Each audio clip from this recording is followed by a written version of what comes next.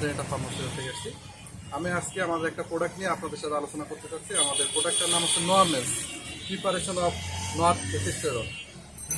আজকে আমি আমার নরমেন্স নিয়ে কিছু কথা আপনাদের সাথে শেয়ার করতে চাই।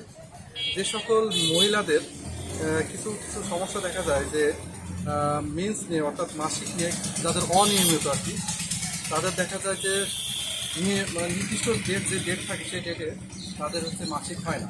সেক্ষেত্রে তারা আমাদের নরমেন্সটা খেতে পারে। সেক্ষেত্রে তারা প্রতিদিন 21 দিন খাবে এবং প্রতিদিন 3টা করে 21 দিন পর্যন্ত খাবে এবং 21 দিন পর্যন্ত খাওয়ার পরে তারা মাসিক হওয়ার জন্য অপেক্ষা করবে আর কি।